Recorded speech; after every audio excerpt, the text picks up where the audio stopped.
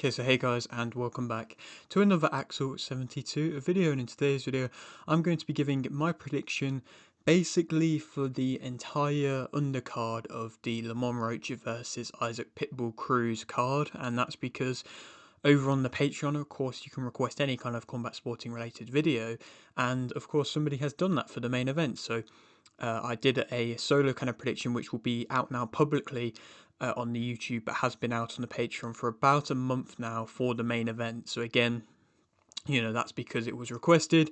It also means it's early release as well because it was requested quite a while in advance of this fight. And of course, now we've got this actual event coming up, and I wanted to do a prediction for the whole card because it's an absolute monster of a card. And yes, that's what I'm here to do. So if you are new around here and you haven't yet subscribed, please do so. Like the video if you do indeed like the video, and let's get straight into it. And like I say, this is a monster of a card, which I feel really does compete with the Riyadh season shows, but I mean, isn't, in my opinion, getting the credit in which it deserves as an event. I think, there's not enough people talking about how good of an event and how good of a show it is. Maybe it's just through lack of promotion. PBC have never really been the best at promoting to a worldwide audience, unlike DAZN, to really get fans to want to buy their events, and they kind of just rely upon the star names in which they have on the events to kind of just sell themselves, which does work to an extent, and I think it will still have, plenty of viewers this event, but it's not, like I say, gonna have the same kind of drive and push in which we saw with the more recent Ring Magazine event with David Benavidez, where they were continuously trying to push the event for months in advance, and they were really trying to stir the hype up of that being such a big event. They could have really done that here because, of course, it's three world title fights. Two of them are, well, no, one of them is a unification. One of them is a former champion, well, a champion from a lower weight division moving up. And then one of them is somebody who's just coming off a draw against the current champion in the main event, and he's moving up to fight for the interim belt. And then there's also another interim belt on this as well. So again, like I say, it's just an absolute stacked card and could have been pushed a little bit better. But we'll start off with the lead of the undercard, the co-main event, which is Janibek Alimkhanuly versus Erislandy Lara for the IBF, WBO and WBA world middleweight titles. To be honest, I have no idea really how this isn't the top of the bill. I mean, it's being leapfrogged to the top of the bill by a interim world title fight, which is interesting. Of course, the main event is a really good fight, but I think this is also going to be, a real good matchup as well. And this is finally a unification matchup for Janibek in the middleweight division, which is a big name, a high level name. Of course, he's had his fights against Gautieri, which was for the unified titles as well. But of course, like I say, I just feel like he has been avoided and has struggled to get high level opponents. I mean, I've never seen a unified champion who has struggled so hard to get high level opponents, let alone fellow champions to want to fight him. I know, the middleweight division isn't really the most stacked at the moment, but he's really tried to, from the sounds of it, push for a lot of matchups and a lot of fights with, Lara's been talked about for ages now from what it seemed. Of course, Adamus as well.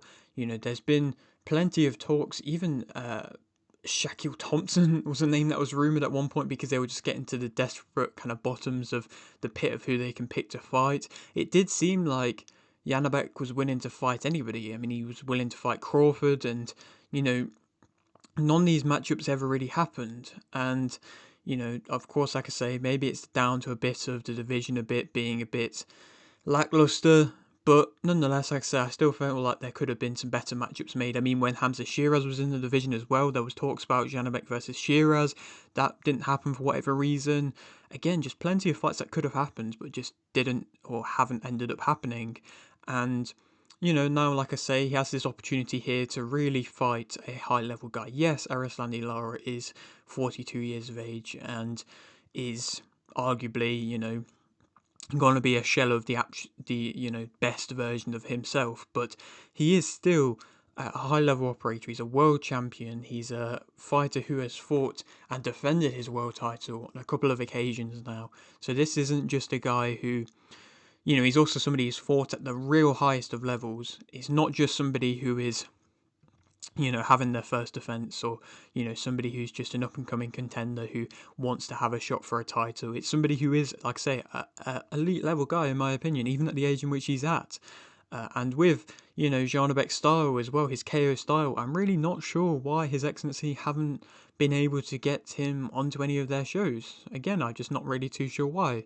Is maybe there's some reason behind the scenes, possibly, but just for the most part, I think Janibek has been struggling to get these kind of big oppositions and these big names, and maybe that's down to his top rank contract as well. Of course, top rank have always, in my opinion, top rank just never really give their champions the big names and the big pushes until possibly their last fight on their contract, or when their contract is pretty much done. So it wouldn't surprise me if this is Janibek's last fight with Top Rank. Same with Oshaki Foster is also on this card, or Foster actually might be a free agent himself as well now.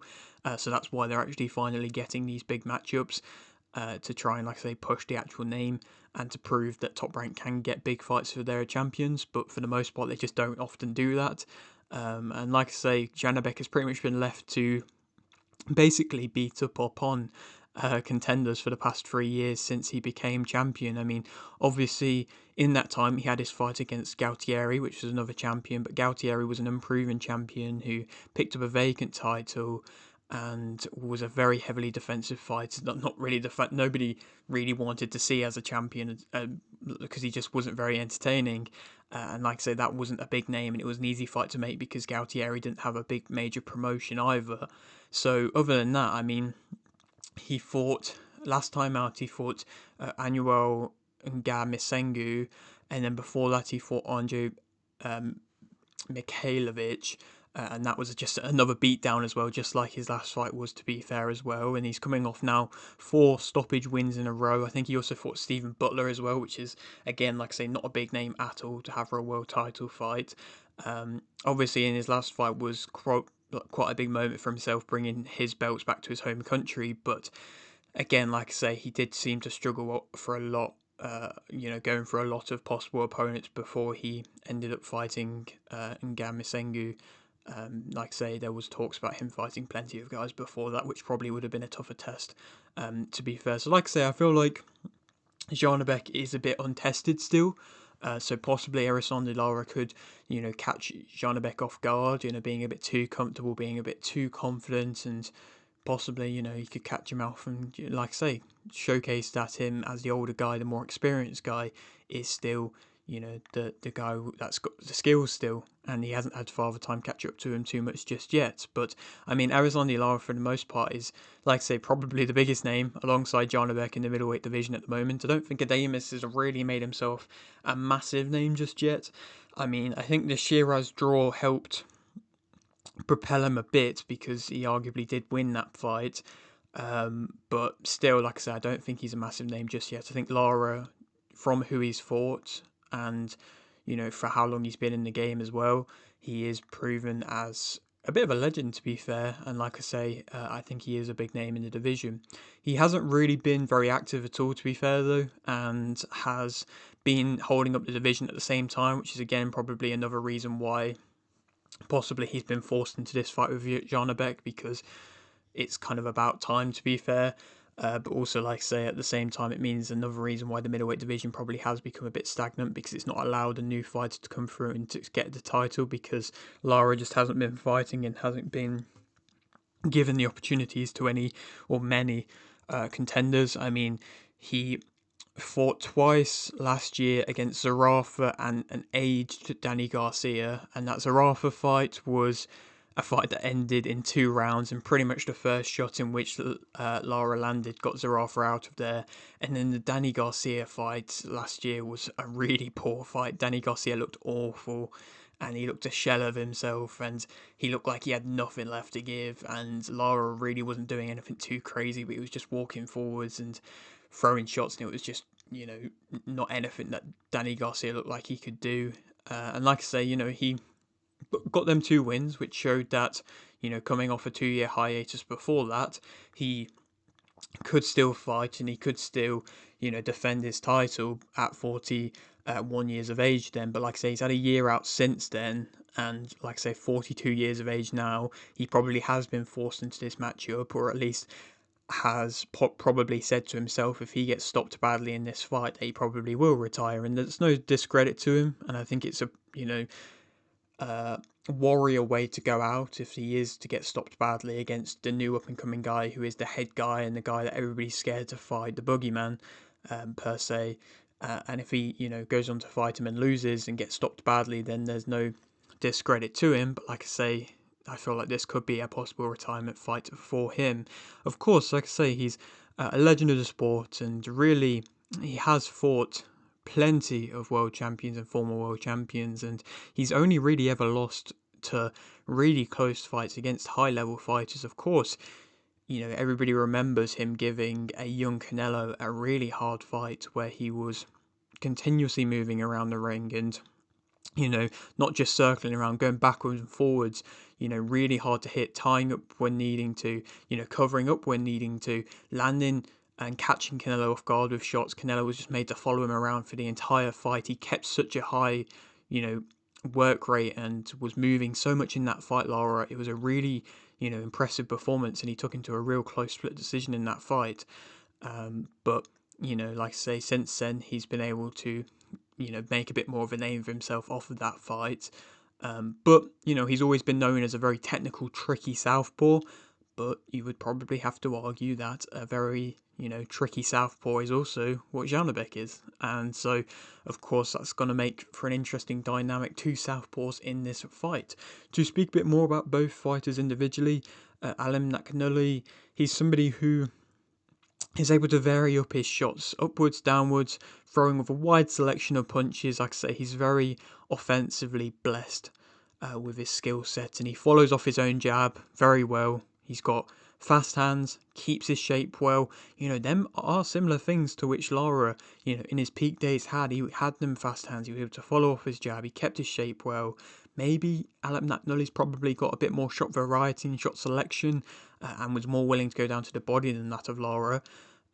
He's often able to beat you to the punch. He is able to find the gaps to land. He's sneaky with some of the shots in which he's able to land, especially that nice uppercut on the inside as well.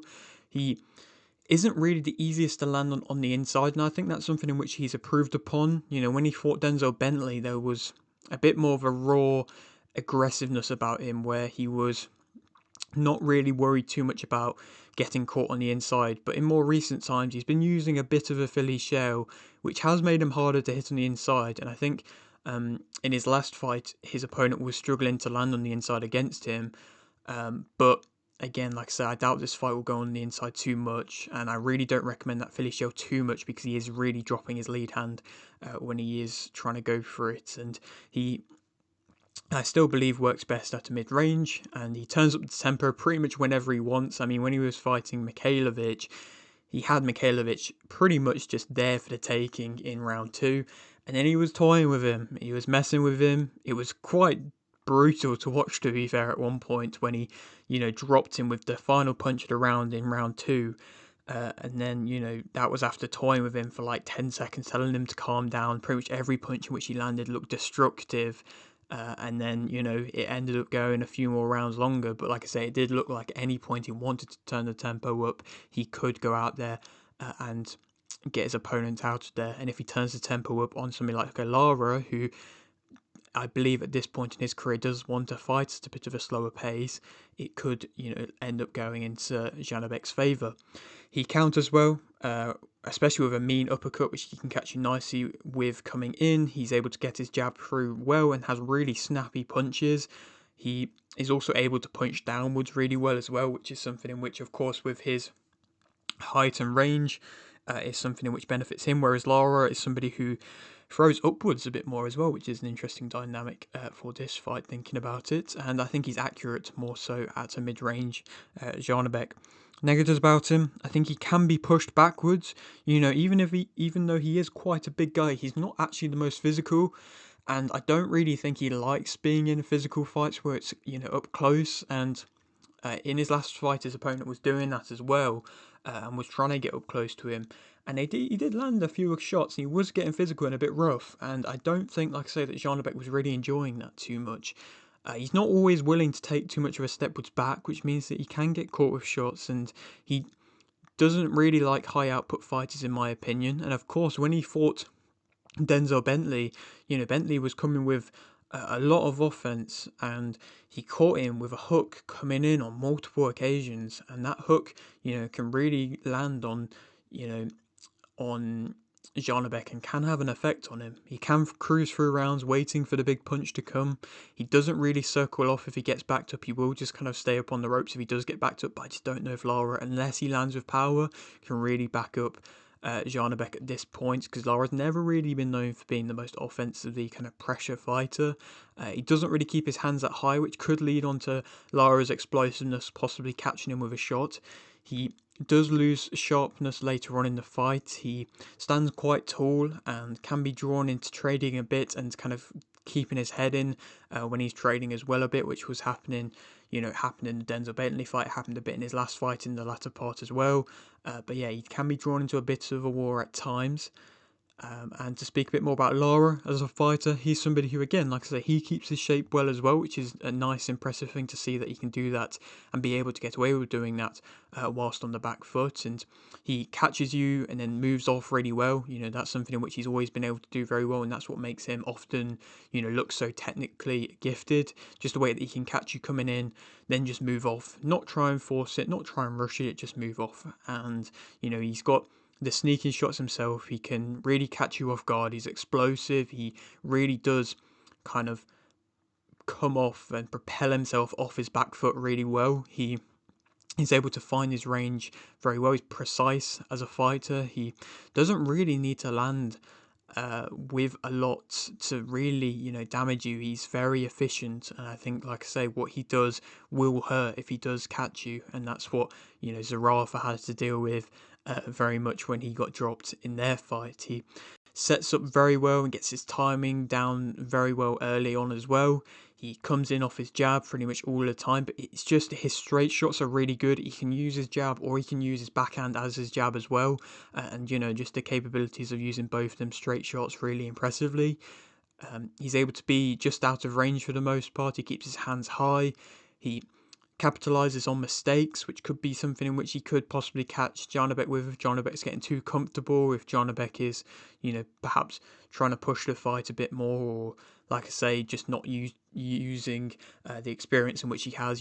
Lara definitely will use his experience that he has. He, like I say, is used to be hitting hard, so at the same time, he can take a shot, but he is hard to get a clean shot through against him because of the tight guard. It is really tight, and his movement as well. Back when he was at his best, his movement was really impressive, and I think that was something in which Canelo really had to work hard to find the angles. Some of the shots in which Canelo was throwing in their fight was like kind of step in, screw off to the left, uppercuts to the body, to be able to just about find enough of an angle to be able to find an opening to just land somewhat of a shot on Lara. Like I say, he is somebody in which typically can be quite hard to hit clean, when he was at his best especially. Negatives about him, he's not really got that high of an output and wants to box at a slower pace, which definitely could be something in which Janibek, if he ups the pace early on, he could definitely, as long as he's not being reckless, he can then try and make something and have his own effect in the fight. And he has slowed significantly. He's not really able to keep continuously moving like he used to, and I think that's been displayed in his fights as well. I think if the Zarafa fight had gone on a bit later, then it would have been interesting to see how that would have played out, because Zarafa was coming in with the pressure and just walked onto a shot in which was really nicely set up by Lara. But like I say, if that would have gone on a bit later on, then possibly the pressure of a younger, to an extent, not much younger, but a bit younger Zarafa really could have played a factor. He sits on the ropes now a bit more and has limited defensive movement now.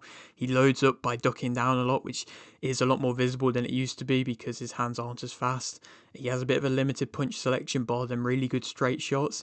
He can be outthrown. He doesn't want to fight in close and has to be allowed that space to work. He he does, I think, struggle at times to plant his feet at the right times now. Like I say, because he is becoming a bit more flat-footed, he's trying to plant his feet more often, which means that he can get put off balance a bit more, and he's not always got something to throw after the straight shot. So if the straight shot does happen to miss, or if it doesn't seem to have a great effect on his opponent, then he doesn't really have much to follow off of it. Who do I think is going to win this fight? I think that Janibek Alimkhanuly is going to be able to win, and I think he's going to be able to win via TKO in round 5. Yes, that might be a bit of a bold thing, and it would be a shame, to be fair, because Lara, like I say, is somebody who has had plenty of tough fights, and it would be a sad way to see him go by him getting stopped quite badly in, an early round. But I just see it happening, to be fair. I think unless Lara catches Janibek with a peach of a shot, then, I just don't see that he's got anything else left, weapons-wise, that can really, really damage Janibek. I think Janibek will be able to up the tempo whenever he wants. He can lead off his jab, and if it's a battle of jabs, with the speed of Janibek at this point, I think Janibek will be able to get the speed in. If this was a prime Lara versus Janibek, then this could be a really, difficult fight to call, and I would maybe even lean more towards Lara. But from the inactivity, from the age in which he's at, and from what I've seen from the more recent wins of his, I will just be leading more in the favour of an Alimkhanuly stoppage. I have a feeling that no matter how this fight goes, it will be a stoppage. Two powerful punches, it will be a stoppage. And I think that it will be Janibek, like I said, the younger guy prevailing yet again. Who do I think he could fight next? I mean, Damis possibly. Of course, he's WBC champion, and that would be a great undisputed fight. Or Terence Crawford has talked about possibly being willing to go down to the middleweight division. I don't believe he wants to fight in the super middleweight division anymore. I don't think he wants to fight, go up and fight in the light heavyweight division. So he's kind of lingered with the idea, and I don't think he wants to move down to the super welterweight division again.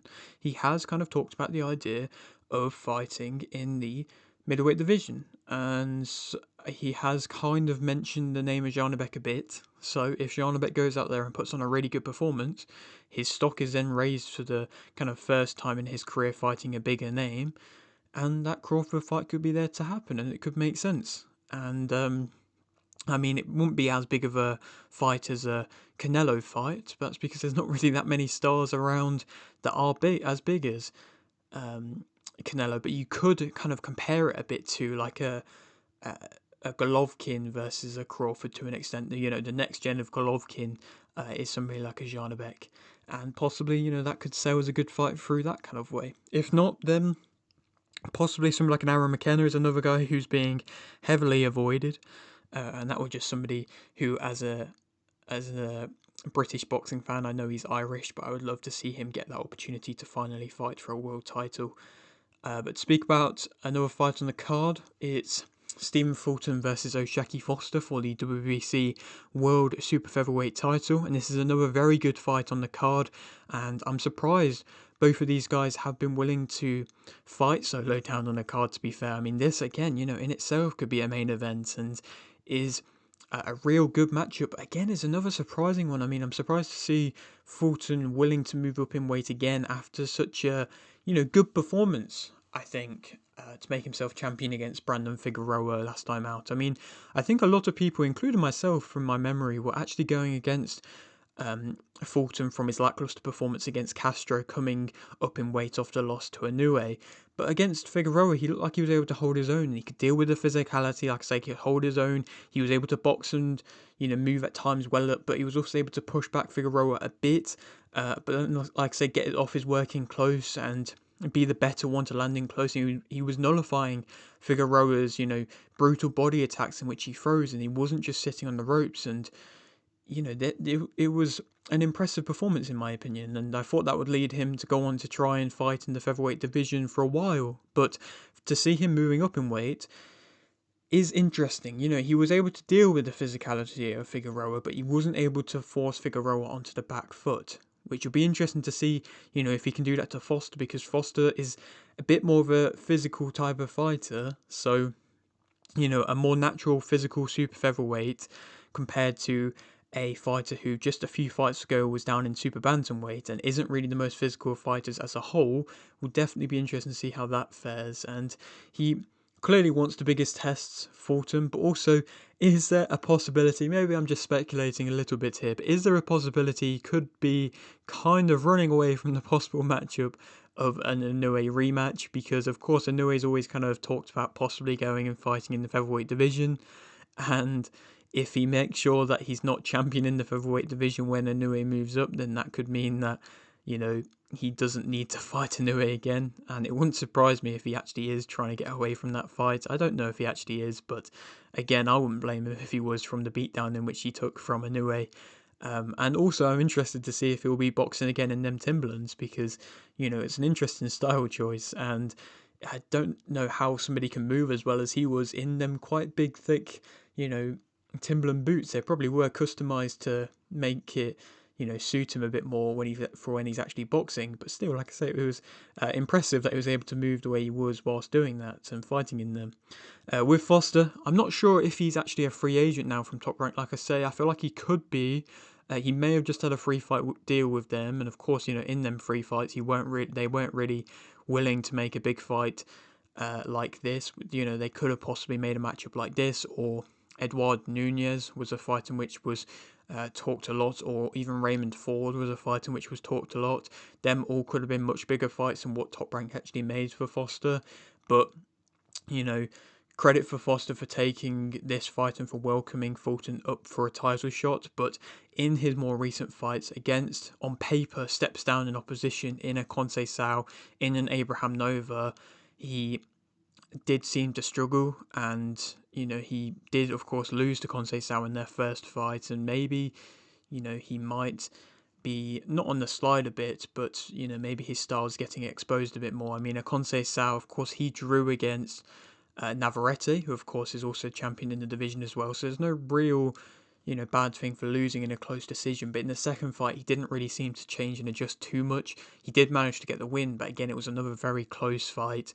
And if you're comparing that to the likes of Oscar Valdez or a Shakur Stevenson performance on Conceição, then again, you would have liked to have seen a champion do better against a fighter like Conceição, and Nova as well, especially. I mean, Nova, I'm pretty sure, came in on short notice in that fight.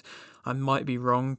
But, of course, he fought Raymond Ford as well, and Ford put on a good fight against him. And, Nova, he's a difficult fighter as well to deal with, but again, it was another very close fight, and you would say Nova is a bit more of a gatekeeper type fighter than an actual world title contender. And, again, Foster did seem to struggle with him a bit. Fulton, like I said, did look like he could handle the physicality of Figueroa, but wasn't able to push him back much, like I said. I'm not sure if fighting in close against Foster is the best of game plans and ideas, and if he wants to try and push back Foster and try and fight it close, it could go bad for him. Foster is going to be very physical, I believe, with Fulton in this fight, but is a lot more raw skill-wise than that of what Fulton is. I think Fulton's skills are a lot better, but will land with more power, most likely, and cause... of course, Fulton has been stopped, whereas Foster hasn't, and Fulton got stopped badly. So possibly, if it goes into the later rounds and Foster is digging deep and pulling through and landing big shots, then he could possibly get Fulton out of there. And to be honest, that is my prediction. I'm going to say O'Shaquie Foster's going to win via TKO in round 11. I think it's going to be a bit of a war in the end, but I think Fulton's just going to resort into going into that war instead of trying to get his movement down. And I think Foster's just going to keep coming forwards and going to be beaten down from basically all over the place, and just going to be going off pure heart and grit, and like I say, landing with more power than what Fulton will be, and Foster won't be respecting the power. Like I say, I think Fulton is the more talented out of the two, but I think Foster's going to be able to do it with that heart and grit, similar type of performance to what he had to show when he fought Eduardo Hernandez, when that was a real, like I say, all or nothing end to a fight, when he was, losing, but then he came back to win via a crazy stoppage at the end. It could be similar to that.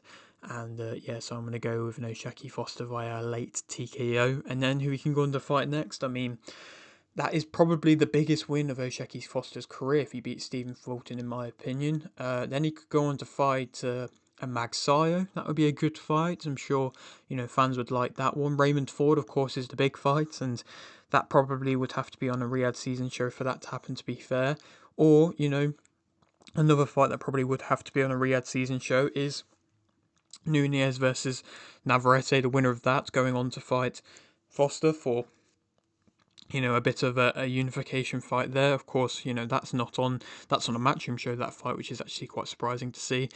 But like I say, that's a great fight, and I'm excited for that one. And Foster should be there ringside if I was him, if he wins this fight, to call out, the winner and to try and go on for a big unification fight. And, Foster versus Nunez would be a brutal fight, to be fair. Moving on to the final fight, which I'm going to speak about on this card, and that is Jesus Ramos Jr. versus Shane Mosley Jr. for the vacant WBC interim middleweight world title. Ramos Jr. has been riding a high this year so far, showing his, fully showing his skills, and I think with another dominant performance here, he could definitely find himself in line for a title shot at this new weight division of his. Of course, this is for the interim title.